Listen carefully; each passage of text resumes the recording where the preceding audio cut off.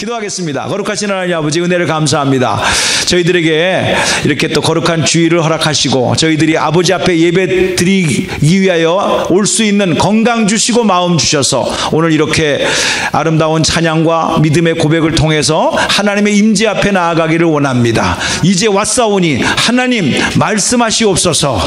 저희들이 마음이 열리고 귀가 열려서 하나님의 음성을 듣기를 원하오니 세상의 모든 근심 걱정 사라지게 하시고 이 시간은 하나님의 음성을 듣기를 원합니다. 하늘에 속한 소리를 듣기를 원합니다. 아버지여 역사하여 주시옵소서. 하나님의 음성을 듣기를 거부하는 모든 악한 괴력은 떠나갈지어다. 우리 하나님께서 함께 해주심으로 아버지여 오늘 이 메시지가 내 나머지 인생을 살아가는데 큰 힘이 되고 소망이 되게 하여 주시옵소서. 예수님의 이름으로 감사하며 기도 올리옵나이다. 우리 주님 사랑하시면 크게 아멘 아멘 하시다. 우리 살아계신 하나님 아버지께서 성령을 주심으로 말미암아 하나님의 백성들이 성령의 능력으로 이 세상을 살아나가는데 승리했고 승리하고 있고 승리하게 될 줄로 믿습니다.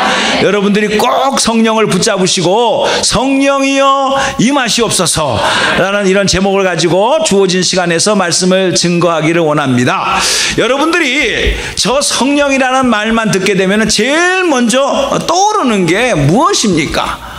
어떤 사람은 방언이요 이럴 수도 있고요. 어떤 사람은 성령은 참 하나님의 영 예수의 영 좋은 것이므로 그 성령을 받아가지고 이 세상에 살아가는 동안에 놀라운 일들을 내 힘이 아니고 성령의 능력으로 감당하기를 원합니다. 그래서 성령은 좋은 것이니까 우리에게 주시옵소서 이렇게 말씀을 하면서 우리의 마음속에는 하늘에 속한 신령한 것을 바라기보다는 땅의 것을 성령을 통해서 얻으려고 하는 그런 마음이 없지 않아 옆에 사람과 있니 없니 물어보세요. 있니 없니? 참 이거는 그렇다고 해서 땅의 것을 구하면서도 나는 하늘에 신령한 것만 구합니다 이렇게 또 말할 수도 없고 또 하늘에 신령한 것만 구합니다 라고 말을 했다가 땅의 것은 그럼 어떡하라는 말인가? 이런 식으로 또 섭섭할 때도 있고 참 요게 우리의 마음을 굉장히 왔다 갔다 하게 만드는 그런 현실적인 문제도 된다라는 것을 먼저 생각하시고 성경은 뭐라고 말씀하시는가 라고 한번 마태복음 7장 11절을 한번 우리 전백주 집사님이 준비했습니다. 보시게 되면은 이렇게 말씀하십니다.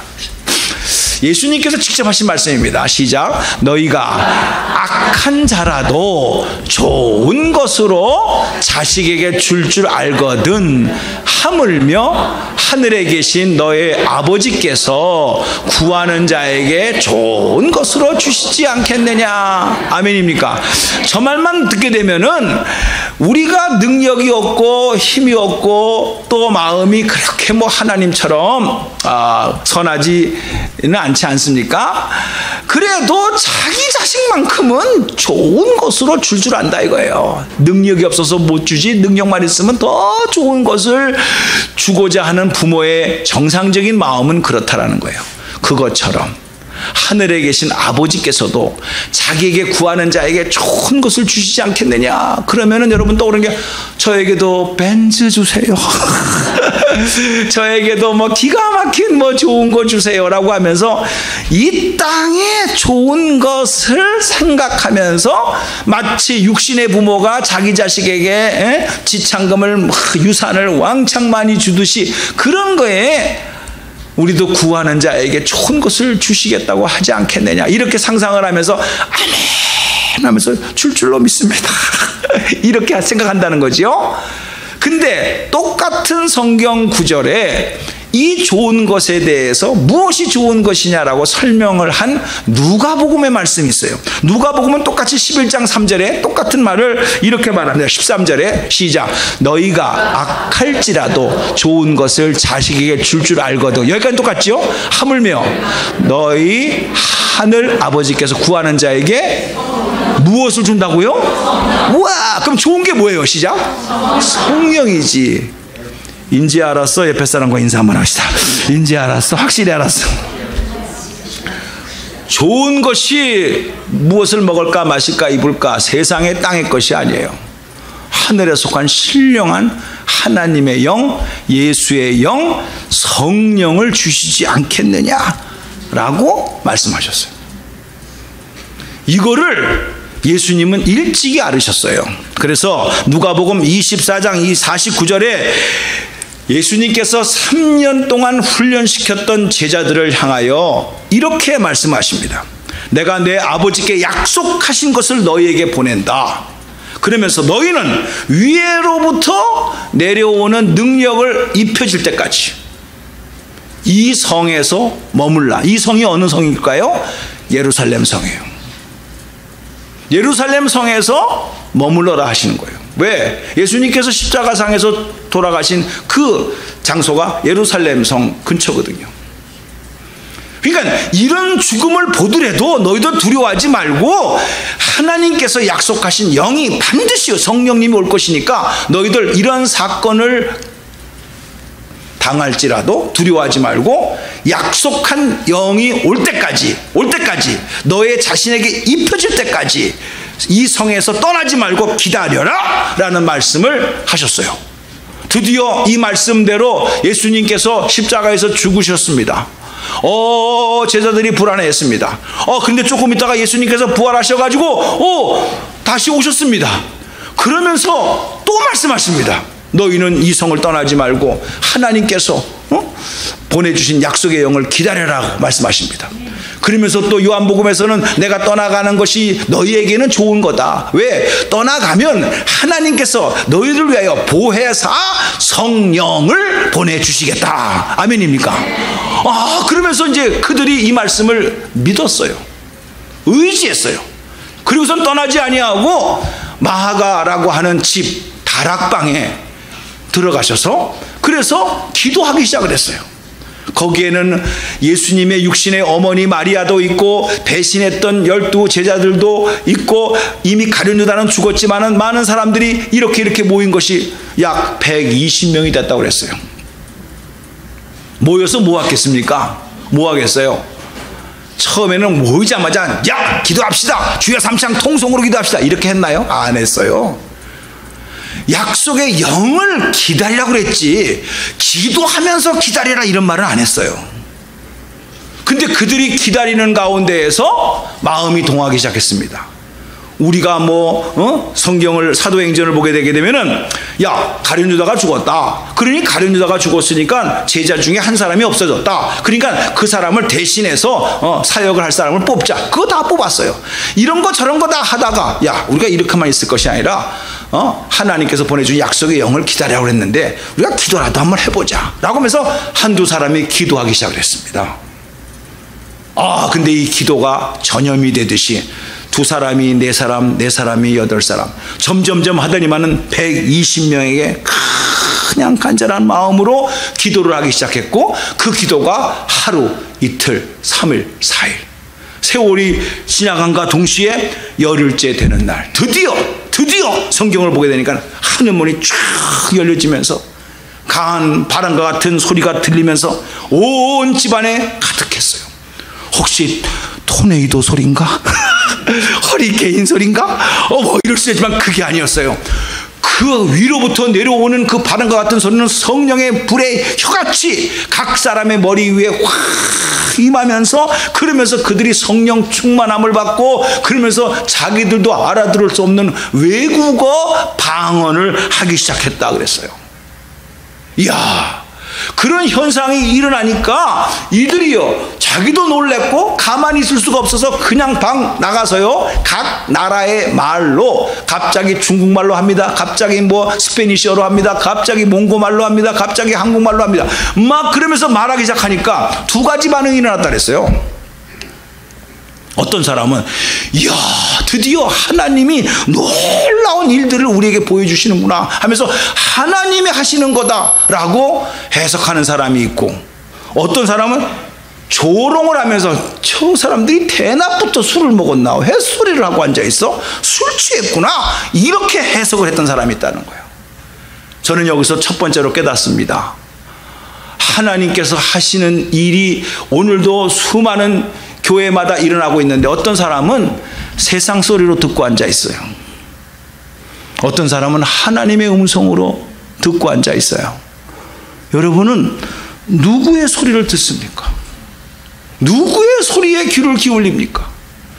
똑같은 소리인데도 어떤 사람은 술 취해서 저런 소리 한다, 어떤 사람은 하나님의 놀라운 일을 하셨다라고 성경은 말씀하고 있어요. 사랑하는 성도님들, 우리는 여기서 배워야 됩니다. 많이 들어서 많이 보아서가 아닙니다.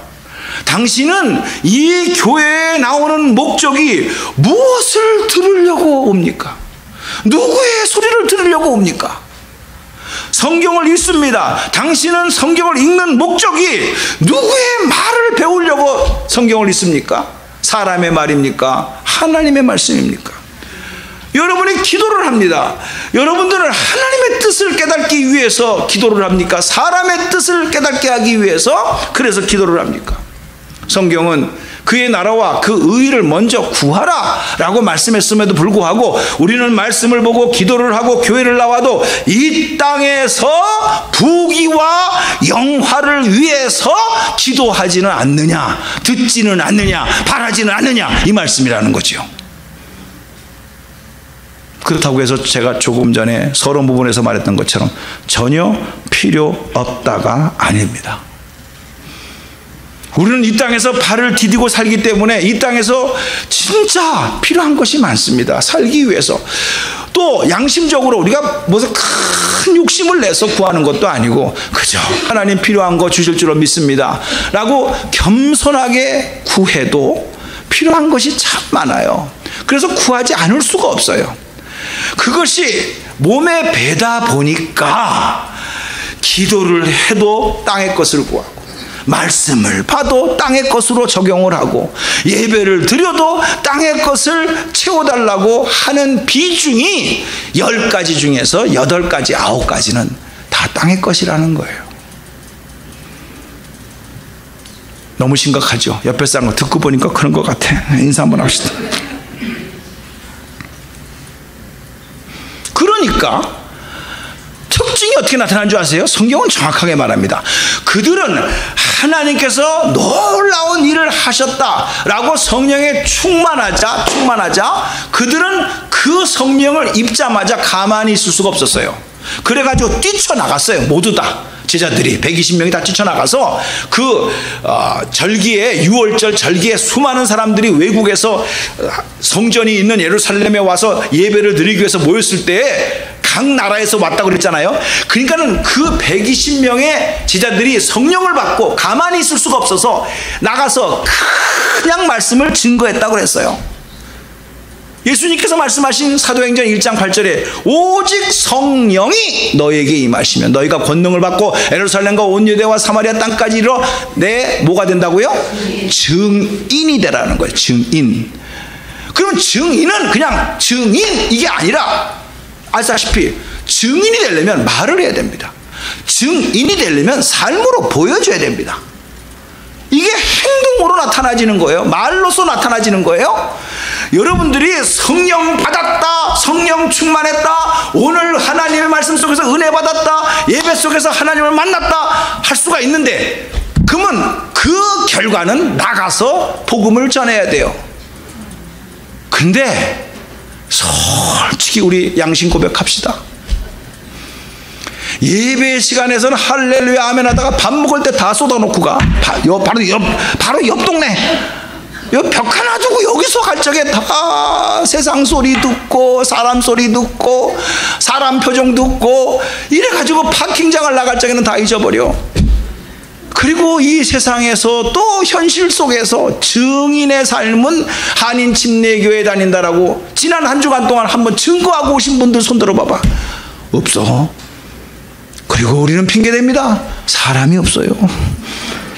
그럼 한국 가게는 다 망해야 돼. 한국 시장은 다 망해야 돼. 근데 여전히 장사하시는 거 보면 한국 사람이 있어. 핑계예요. 우리는요 성령을 받았다, 성령이 좋은 걸 알면서도 초대교회의 오리지널은 성령 받고 나서는 가만히 있을 수가 없었어요. 나가서 증거했어요. 증인의 삶을 살았어요. 근데 우리는 그냥 뭐 그렇게 되는 거예요. 이게 지금 여러분이 성령을 알고 성령을 사모하면서도 성령으로 인하여 이루어지는 일에 대해서는 전혀 나하고 상관이 없는 것으로 산다라는 겁니다. 여러분 물어보겠습니다. 여러분도 7, 80평생 살아가는, 아니 또 100세까지 살 수도 있는데 그 살아가는 인생을 통해서 여러분도 한마디 하라 그러면 합니다. 100살까지 사는 인생을 놓고도 아내 보고, 여보 나는 지금 당신과 내가 결혼해서 살아가는 이유가 있어, 목적이 있어. 나는 당신과 살면서 이거를 하기 위해서 나는 생활하고 있고 열심히 직장에 나가고 열심히 사업도 하면서 그래. 자식 앞에서 내가 너희를 키우기 위해서 내가 열심히 일하고 수고하고 너희들이 자랄 동안에 내가 서포트를 해주면서 할 목적이 있어. 할 말이 있을까요 없을까요? 있지. 그거는 여러분들이 있다고, 없는 게 아니라고. 살아야 될 목적, 내가 자식을 지켜야 될 목적, 이유가 있다고. 할 말이 있다고. 그런데 영원한 생명을 주신 예수님 앞에 할 말이 없다. 심각한 거죠. 심각한 거죠. 저 개인에게 말씀을 적용해 본다고 한다면은 한 주간 열심히 성경을 봤는데 주일날이 왔어요. 이렇게 설교를 해야 돼. 설교할 말이 없어. 그럼 어떡하겠어요? 시간은 점점 다가오는데 할 말이 없네. 오늘의 설교는 할 말이 없습니다. 지난 주일 설교와 똑같습니다. 그럼 내려가 봐봐요. 당장 나 서정구 목사 킥아웃 시켜요. 나이가 들어가지고 주책이구나, 이제 갈 때가 다 됐구나 하고 할 거예요. 그런데 나이와 상관없이 하나님께서 메시지를 주셨어. 이번 주일만큼은 내가 이것을 꼭 전해야지 라고 하면서 그냥 가슴에 그냥 막 오기도 전에 막 두근두근거려. 그래가지고 오늘 이 자리에 섰다고 해보십시오. 얼마나 익사이딩하게 진짜 하나님께서 나에게 주신 메시지라고. 이거는 세상의 말이 아니라 하나님께서 하나님의 백성들에게 주시고자 하시는 메시지를 내가 받음으로 말미암아 이것을 전하겠다고 얼마나 정말 설레이면서 이 시간을 기다리면서 설교를 하겠습니까? 메시지와 있는 사람과 없는 사람의 차이는 이거예요. 저에게 비유를 해서 그렇지 여러분들도 마찬가지라는 거예요. 내가 인생을 살아가는 목적과 이유와 하나님께서 나에게 주신 메시지가 있는 사람은 적당히 살 수가 없어요. 근데 메시지가 없으니까 세상대로 살아가는 거야. 팔자대로 살아가는 거야. 운명적으로 살아가는 거야. 거기에 무슨 인생의 진짜 가치를 발견할 수가 있겠습니까? 베드로는요 그러지 않았어요. 이야, 내가 오늘 성령의 충만을 받고 가만히 있을 수가 없다. 그래가지고 뛰쳐나갔어요. 그래가지고 수많은 사람들 앞에서 드디어 말씀을 증거하는데 기가 막힌 말을 한 것이 아니에요. 구약 성경에 나온 말씀, 특별히 요엘서에 나오는 말씀을 가지고 그 말씀을 그냥 선포했어요.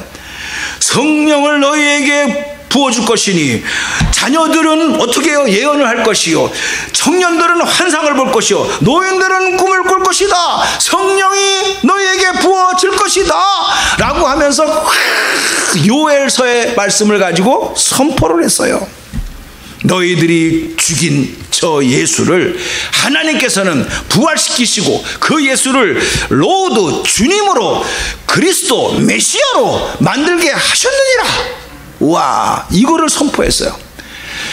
여러분, 이 설교 자체가 뭐 기가 막힌 설교입니까? 여러분들, 제가 흉내를 냈지만은 이 말씀에 은혜 받았습니다. 청년들은 환상을 보고 뭐 노인들은 꿈을 꾸리라. 우리가 찬송도 부르지만 부르면서 여러분 찡 했습니까? 아니에요. 다 아는 내용이었어요. 이스라엘 백성이 그 말씀을 몰랐을까요? 어부 출신인 베드로도 요엘서를 알았는데 성경을 공부한 사람들이 그 말씀을 몰라서 처음 듣는 소리야. 그런 은혜의 말씀이 있어. 그래서 감동받았을까요? 아니에요. 아니에요. 설교는 말장난이 아니에요. 성령이 임하시니까, 그 성령이 임한 성령이 듣는 사람의 마음을 감동시키니까 그 똑같은 말, 요엘서를 통해서 구약 성경을 통해서 그렇게 수십 번 들었던 말, 그 말을 듣는 순간 그들은 어떻게 했어요? 어찌할꼬 회개가 터졌어요. 회개가 터졌어요. 이거는 베드로가 기가 막힌 설교를 잘했기 때문에 회개의 운동이 일어났다 그렇게 보면 안 돼요. 성령이 오셔서 듣는 우리들에게 감동을 주신 거죠.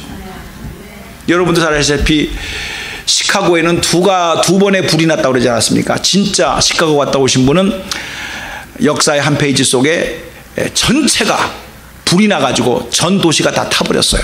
그런 불이 한 번 있고, 두 번째 불은 영적인 불이에요. 구두 수선공이었던 무디가 성령의 바람을 일으켜가지고 그 시카고에 성령의 불로 완전히 사로잡았습니다. 그래서 무디 바이블 인스티튜트라는 그 신학교도 만들면서 지금도 방송을 하고 있고 전 세계를 다니면서 무디가 복음을 증거했습니다. 근데 솔직히 무디는요, 신학교를 나온 적이 없어요. 구두 수선공이었어요. 이력서를 보게 되면은 스펙이 없어요. 그래서 어떤 교회에서 연합 집회를 하기 위해서 강사를 선정했을 때 무디 선생을 초청을 하니까 막 장로님들이, 이웃에 있는 교회 목사들이 막 반기를 들었어요. 야, 우리 가운데 훌륭한 설교자가 없냐? 그 사람이 공부를 제대로 했냐? 디그리가 있냐? 신학교를 제대로 나왔냐? 아, 근데 왜 그런 사람을 세우냐? 라고 막 공격을 하는 거죠. 초청을 받은 사람이 이렇게 대답을 했다고 합니다. 나도 안다. 나도 안다. 그러나 당신이 모르는 게 있다. 뭐냐 하게 되면, 그런 백그라운드를 가졌어도 희한하게 하나님께서는 무디 목사님의 설교를 사용하신다. 우와, 그 한마디에 끽소리 못했어요. 하나님이 사용하시는 설교, 하나님이 쓰시는 사람. 베드로가 어부 출신이 무슨, 그 당시에 예루살렘에서 바리새인과 사두개인과 서기관들이 그렇게 공부를 하고 사도 바울처럼 가말리아의 문화생으로서 공부를 많이 하고 율법으로는 흠이 없는 자, 이런 사람들이 얼마나 많았게요. 사도 바울은 바뀌어졌기 때문에 기독교로 바뀌어졌지만은 바뀌어지지 않은 사람들도 훨씬 더 지식이 많은 사람이 있었어요. 그 사람들이 어찌 알고 설교를 했을 때 백성들이 회개했습니까? 아니에요. 무식한 어부의 출신의 베드로의 설교를 하나님께서 쓰셔가지고 3,000명이나 그 메시지 하나 듣고 침례를 받고 하나님의 백성이 됐다, 이렇게 말씀하고 있는 거예요. 아, 제가 그래서요, 영적인 질투심도 나고 베드로의 또 과거의 모습을 한번 뒤져보지 않았습니까? 뒤져보니까 제일 첫 번째로 베드로가 예수님을 만난 그 장면이 성경에 기록되어져 있더라고. 마태복음에도 있고 다른 복음서에도 있어요. 베드로가 어부 출신이니까 역시 그는 생업을, 고기를 잡으면서 살아가는 갈릴리 호숫가의 그 어부였어요. 한 번은 그가 밤을 새도록 고기를 잡았는데 한 마리도 잡을 수가 없어가지고 빈 그물을 탁 이렇게 수리하고 있는데, 그 잘 아시는 내용 아닙니까? 다 생략하고 깊은 곳에서 그물을 내가 그 말에 순종해가지고, 그래서 가니까 그물이 찢어지도록 꽉 고기를 잡았어요. 그 순간에 주여 나는 죄인으로소이다, 나를 떠나서, 그 유명한 고백을 하면서 그때 베드로가 드디어 예수님 앞에 무릎을 꿇는 장면이 나오지 않습니까? 아, 이거를 어느 책에서 보니까요, 6단계로 이거를 풀어서 했는데 너무너무 제가 은혜를 받아가지고 이거는 카피해가지고 여러분들에게 소개하는 겁니다. 제일 첫 번째, 그물, 네트. 이 그물은요, 그 베드로 입장에서는 생업이었어요. 자기의 생업을 유지하는데 가장 필요한 도구, 배, 그물이었어요. 근데 첫 번째 그물, 그 그물은 빈 그물이었어요. 첫 번째가. 우리가 노력합니다. 살기 위해서, 가족을 지키기 위해서, 내 인생을 풍요롭게 질적인 삶을 높이기 위해서 열심히 수고합니다. 그것이 그물이라는 도구를 통해서 활동할 수 있어요. 근데 빈 그물이라는 것은 아무리 수고해도 실패와 좌절 속에서 아무 소득이 없는 그물. 그게 첫 번째 단계입니다. 두 번째는 포기한 그물입니다. 에이, 오늘은 공쳤네, 내 인생은 끝났네 하면서 그 그물을 수선하는 거예요. 씻어가지고 잘 보관해놔 둬야지 하면서 그날은 끝났네 하면서 베드로가 그물을 수선하고 있었어요. 포기한 그물이 두 번째 단계예요. 세 번째 단계, 예수님께서 오셔가지고 더 깊은 곳에 가서 그물을 다시 한번 던져라 했을 때, 말씀에 의지하여 가겠다고 했을 때 다시 던지는 그물, 재도전. 말씀에 의해서 다시 한번 도전해보고자 하는 마음이 생겨서 깊은 곳에 가서 그저 내 상식으로는 이해가 안 되지만 말씀에 의지해서 내가 한번 해보겠습니다, 재도전을 했던 그물. 세 번째 단계예요. 네 번째 단계가 무슨 그물인지 아십니까? 말씀대로 던졌더니만 드디어 고기가 잡힙니다. 너무나 많이 잡혀가지고 그물이 찢어졌다 그랬어요. 찢어졌다. 야, 하나님의 은혜가 한꺼번에 차고도 넘치는데 내 믿음의 그릇이 약해져서 그것을 다 감당할 수 없을 만큼 내 믿음의 연약한 믿음의 상징, 이게 네 번째 찢어진 그물이에요. 다섯 번째는 뭡니까? 드디어 그 현상을 바라보게 되자 베드로는 이야, 이게 무슨 일인가? 내가 평생을 이 갈릴리 호숫가의 물고기의 흐름을 다 알았던 내가, 자부했던 내가, 아니 목수 출신이 예수가 와가지고 전혀 상식 밖에 저거를 하게 되니까 그물이 찢어지도록 잡았네. 여태까지 자기는 그물 하나로 생계를 유지하겠다고, 나머지 인생을 살아보겠다고 몸부림치면서 귀중하게 보관했던 그물, 그러나 예수님 말만 들으면 인생이 달라지겠구나. 그래가지고 다섯 번째 단계는 버려졌어요. 그물이 버려진 그물. 적는 사람이 몇 사람밖에 없네. 머리가 워낙 좋으시니까 여러분들은. 그래가지고 맨 마지막에는 드디어 결단의 그물이야. 예수님께서 너를 사람 낚는 어부로 만들겠다. 사람을 낚는 네트로 사용하겠다. 결단의 그물로서 내가 주님만 따르겠다. 이렇게 6단계로 그물이라고 하는 주제를 가지고 풀어서 설명을 했더라고요. 너무 멋있었어요. 우리가 그물은 아니지만은 여러분들이 생계를 유지하기 위해서 사용되어지는 것이 다 그물이야. 어떤 사람은 달란트의 그물, 사업의 그물, 학위의 그물, 가문의 그물, 이거 가지고 다 자기를 살아보겠다고 그거 가지고 몸부림치는 거 아니겠습니까? 밤새도록 수고하고. 베드로는요, 그 그물을 통해서 드디어 살아계신 하나님의 말씀의 권위를 체험한 거예요.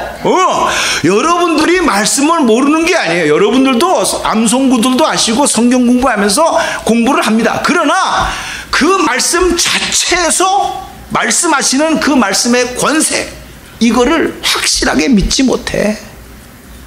베드로도 마찬가지였어. 자기의 경험 상식을 가지고 수십 년을 살다가 예수님의 말 한마디의 그 권위 앞에 그냥 납작에 엎드러지면서 드디어 주님이 말씀하시면 말씀하신 대로 되는 겁니다. 이거를 자기의 삶 속에서 체험했다 이거예요. 이야, 이 말씀의 권세가 여러분의 삶 속에 있기를 주님의 이름으로 축복합니다.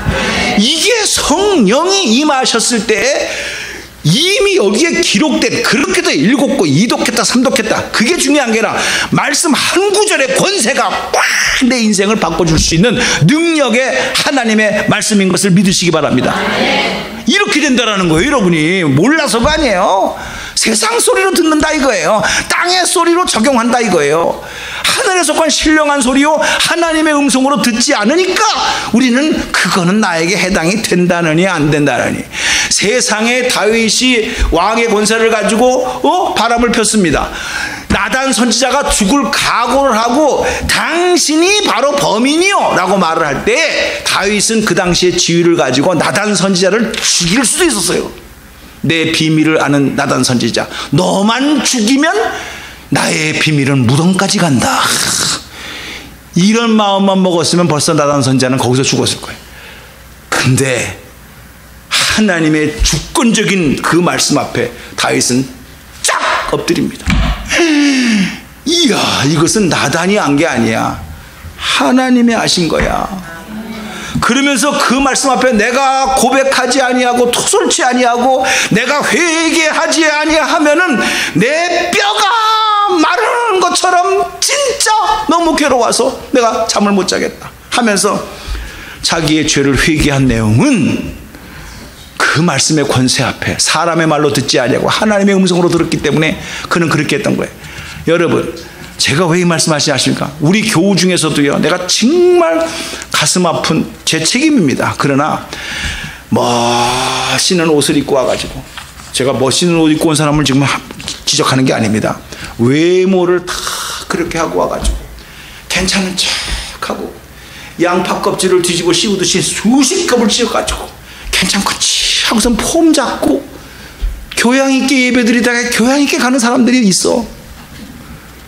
회개? 내 사전에는 회개는 없습니다. 회개는요, 저 못 사는 사람, 힘든 사람, 저런 사람에는 회개하는 것이 나는 부족한 게 없는데 무슨 회개가 나옵니까? 이러고 가는 분들이 있을까요, 없을까요? 뭔가 양심 고백해봐. 거기에 성령의 역사가 일어날 것 같아요. 절대 안 일어납니다. 너희가 회개하여 각각 예수 그리스도의 이름으로 침례를 받고 죄 사함을 얻으라. 그리하면 성령을 선물로 주시겠다 그랬어요. 그렇게 우리가 좋아하는 성령, 바라는 성령이 회개하지 아니하니까 성령이 들어갈 자리가 없는 거야. 내가 어때서 이 정도면 축복받았다, 적당히 감사만 함으로, 감사의 헌금만 함으로 끝났다. 그것도 중요하지만요, 더 중요한, 가장 중요한 선물, 성령의 선물을 받으려면 회개하셔야 된다는 거예요. 우리가 지난 엊그저께 금요일 날 다른 거 하지 않았습니다. 회개 기도했습니다. 회개 기도. 휴스턴이 그렇고 플로리다가 그렇고 멕시코가, 그들이 뭐 누구 말처럼 그들이 우리보다 더 많은 죄를 졌기 때문에 그런 자연의 재앙이 왔습니까? 에? 깊이 생각하셔야 돼요. 진짜 제가 너무나 하나님 아버지가 부끄럽고 제가 죄인된 모습 속에서 잘못 가르친 것이 되어져 가지고 정말 이 설교를 준비하면서 하나님은 뭐라고 말씀하시겠어요? 누구 회개시켜라 그랬겠어요? 서정구 네가 회개해라 이놈아. 그러시는 것이지 뭐 누구 이름을 가르쳐 주겠습니까? 쟤는 가짜다, 쟤를 회개시켜라, 오늘 걔 얼굴 눈동자를 보고 설교해라, 그렇게 하시겠어요? 하나님이?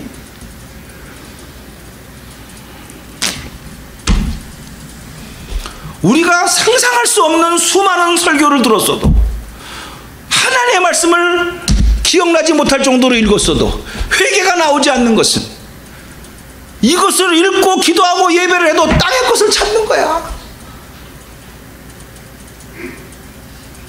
하늘의 것을 찾아도 100에 하나나 될까 둘이나 될까. 그러니 내 속에서 진짜 에레미야 선지자를 통해서 한 명의 의인만 있어도 이 성을 망하지 않게 하겠다고 했고, 아브라함을 향해서는 소돔과 고모라에 10명만 있어도 내가 이 성을 불로써 멸망시키지 않겠다고 했는데, 우리 주위에서 일어나는 이런 사건들은 나는 괜찮아서가 아니라 내가 깨어서 기도하지 못하고 한 사람을 찾으시는 하나님의 음성 앞에 나는 괜찮은데요, 뭐 내가 어때서요? 라고 세상 것을 가지고 이것이 마치 축복인 양 이것을 가지고 폼 잡고 그것을 자랑하고 또 교회 와서는 그것을 부러워하고 이렇게 하는 게 얼마나 자기의 행동과 자기의 말이 하나님 아버지 앞에 죄를 짓고 죄를 오염시켜주는 것인지 모르고 그러고 자랑하고 가더라 이거야. 거기에 어찌 할 거가 나오겠어요? 내가 어때서 하고 나가는 거지. 그런 세월을 10년, 20년, 30년 신앙생활을 했다라고 생각을 해보세요. 그 인생이 죽어서 어디 가겠어요? 너는 이 세상에서 복을 다 이미 받았느니라. 더 이상 줄 게 없다. 어디로 가겠어요?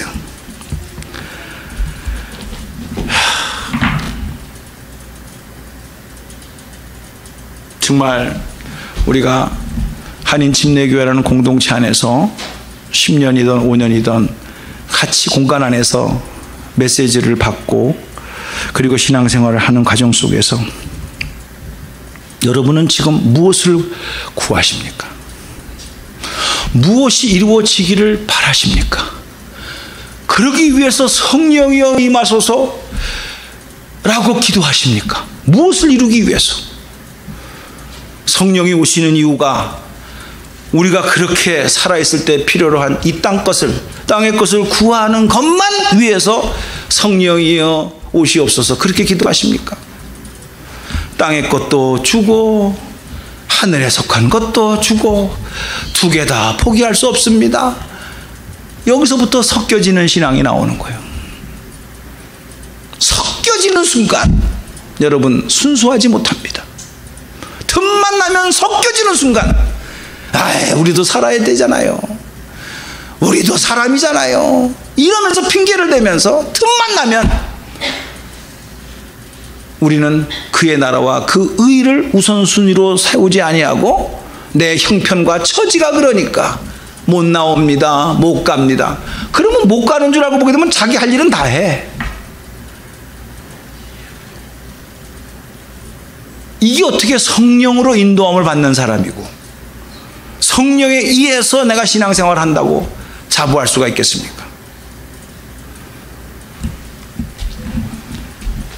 오늘 베드로의 설교를 듣고 그들이 이렇게 말했습니다. 그들이 이 말을 듣고 마음에 찔려. 서정구 설교가 아니고 하나님의 음성으로서 여러분을 사랑하는 마음으로 들었다고 한다면 마음에 찔려. 진짜 이 찔림이 형식적이 아니고 여러분의 인생의 터닝 포인트가 되기를 주님의 이름으로 축복합니다. 그리고 베드로와 다른 사도들에게 말하되 찔려서 내 것 들킬까봐 안 되겠구나. 그냥 찡하고 말아야지 이런 게 아니라 그 찡함을 갖고 다른 사람들에게 물었다고 그랬어요. 뭐라고 그래요? 37절입니다. 37절 좀 비춰줘 보세요. 2장 37절에 다른 사람들에게 우리가 어찌해야 할꼬 그랬어요. 찔린 것으로서 이거 찔림을 보이면 안 돼. 내 죄가 드러나면 안 돼. 이게 아니라 그러면 어떻게 해야 우리가 제대로 신앙생활을 할 수 있을까라고 물어봤어요. 물어보니까 베드로가 38절에 너희가 회개하여 각각 예수 그리스도의 이름으로 침례를 받고 죄 사함을 받으라. 그리하면 성령의 선물을 받는다 그랬어요. 저는 여러분들이 성령의 선물을 받기를 축원하지만은 성령의 선물을 받기까지 반드시 주 예수 그리스도의 이름으로 회개하기를 주님의 이름으로 축복합니다. 진짜 이게 진짜 필요합니다. 첫 번째 단계입니다. 첫 번째 단계. 이 첫 번째 단계가 안 되고 그냥 귀찮으니까 힘드니까 넘어가고 성령으로 복을 주시옵소서라고만 바라니 땅의 것을 찾는 거예요.